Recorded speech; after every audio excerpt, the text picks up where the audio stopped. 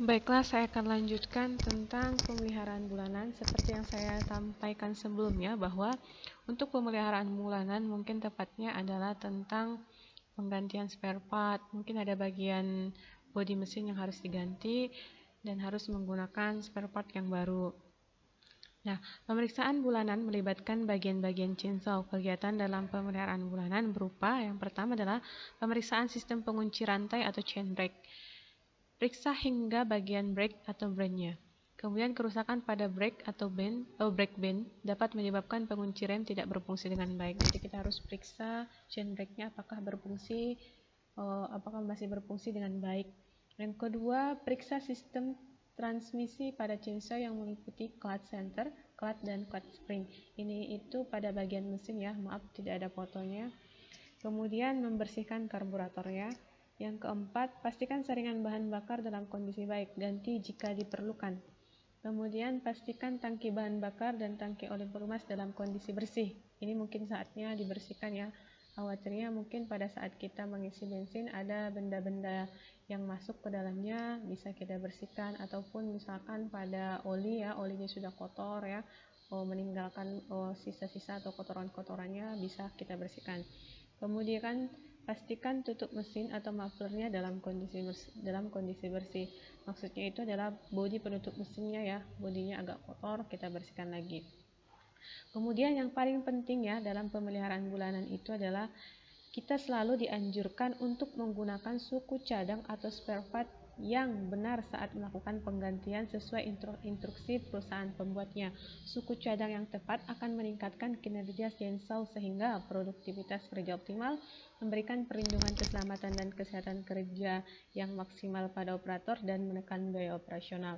Jadi teman-teman jika nanti bekerja ya sebagai supervisor di lapangan, pastikan bahwa operator chainsaw itu menggunakan spare part yang asli, jangan spare part yang KW, istilahnya KW gitu. Karena kalau misalkan spare partnya sudah diganti, otomatis fungsi dari chainsaw itu akan menurun. Selain fungsi produktivitasnya menurun, dikhawatirkan juga mengganggu keselamatan dan kesehatan pekerja tersebut. Kemudian adalah alat bantu personal.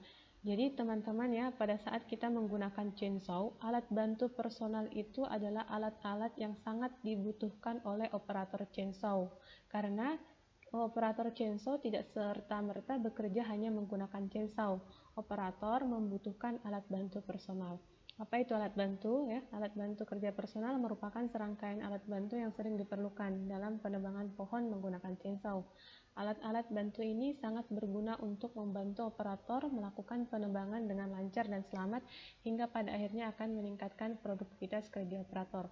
Contoh alatnya adalah ada baji, ya, bahannya ada plastik, ada yang aluminium, kemudian ada parang, kemudian kapak, pengungkit atau pemutar lock, kemudian ada katrol portable, kemudian ada winch tangan, kemudian ada meteran, fluid, dan perlengkapan P3. Ini adalah fotonya ya, ini parang ya. Jadi operator chainsaw butuh parang misalkan untuk membersihkan beberapa dahan-dahan di sekitar areal penebangan ya. Kemudian atau misalkan ingin membuat takik rebah atau takik balas, butuh bantuan untuk butuh bantuan dari kapak tersebut, atau misalkan untuk menebang sesuatu lah istilahnya gitu. Kemudian ada meteran ya, meteran sudah pasti sangat dibutuhkan dalam kegiatan penebangan, khususnya pada pembagian batang ya. Jadi operator chainsaw itu harus melakukan pengukuran terlebih dahulu berapa panjang sortimennya. Kemudian kapak, ini kapak jelas ya, ini digunakan. Jadi operator itu tidak langsung menggunakan chainsaw sebagai penebangnya, tapi harus menggunakan kapak terlebih dahulu untuk membuat takik rebah dan takik balasnya. Kemudian ada katrol ya. Katrol ini berfungsi untuk membantu pohon yang tersangkut ya. Pohon yang tersangkut misalkan pada saat penebangan, pohonnya tersangkut, kita butuh katrol. Kemudian ada fluid. Fluid digunakan sebagai komunikasi misalkan ya, komunikasi jarak jauh misalnya seperti itu. Tapi komunikasi jarak jauhnya menggunakan fluid itu ada kodenya, semacam morsenya gitu. Nah, kalau biasanya di tim ya, kalau misalkan pada tim penerbangan itu mereka sudah menetapkan morsenya seperti apa, bunyi peluitnya seperti apa gitu. Dan peluit ini juga bisa digunakan sebagai alarm bahaya ya, bisa digunakan sebagai alarm bahaya.